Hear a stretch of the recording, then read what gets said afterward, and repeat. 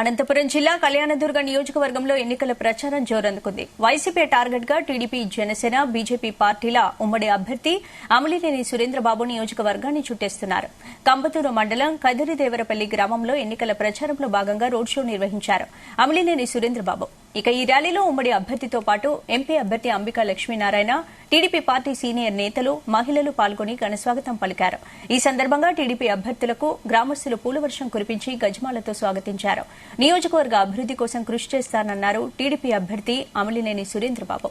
టీడీపీతోనే అభివృద్ది సాధ్యమన్నారు. వైసీపీ పాలనలో ఉపాధి లేక యువత పక్క రాష్ట్రాలకు పోతోందన్నారు.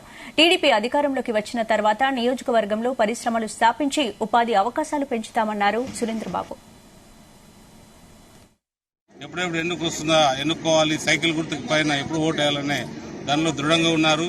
అలాగే మనం ఏదైతే మనం ఈ గ్రామాలకన్నిటికి కూడా ఒకటే వాళ్ళకి మంచినీటి సమస్య ఉంది. అలాగే సాగునీరు, తాగునీరు రెండు కూడా బాగా సమస్యలుగా ఉన్నాయి. అవన్నీ కూడా సకాలంలో రాబోయే 2.5 సంవత్సరంలో కూడా అన్ని పూర్తి చేస్తామని ఈ మలుకునూరు గ్రామ ప్రజల ముందు తెలియజేయడం జరిగింది. అలాగే చాలా వరకు కూడా వాళ్ళకి ఈ కాలనీల్లో కూడా తాగునీరు లేదంటున్నారు. అవి కూడా పూర్తి చేస్తాం.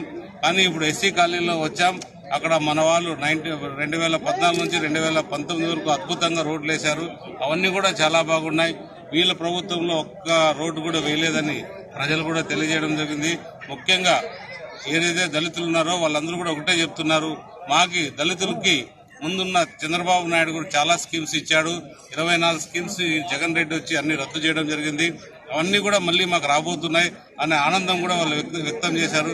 ఖచ్చితంగా చంద్రబాబు నాయుడు గారు అన్ని కూడా మళ్ళీ ఏదైతే స్కీములు ఉన్నాయో అవన్నీ కూడా రాబోయే కాలంలో వాళ్ళకి వర్తిస్తాయని తెలియజేస్తున్నాం. అనంతపురం పార్లమెంట్ అభ్యర్థిగా నేను ఇక్కడ పోటీ చేయడం జరుగుతూ ఉంది. ఈరోజు కళ్యాణదుర్గం నియోజకవర్గం సంబంధించిన అభ్యర్థి ఎమ్మెల్యే సురేంద్రబాబు గారితో పాటు ఈరోజు కంబదూరు మండలంలో ఉన్నటువంటి కదిరిదేవరపల్లి, అదేవిధంగా మలుకునూరు గ్రామంలో ఈరోజు మేము ప్రచారం చేపట్టాము. అఖండమైన స్వాగతం పలుకుతూ ఎక్కడికక్కడ విశేషంగా ఆదరణతో మమ్మల్ని కూడా ఆశీర్వదించడానికి ఈరోజు ప్రజలు ముందుకు వస్తున్నారు.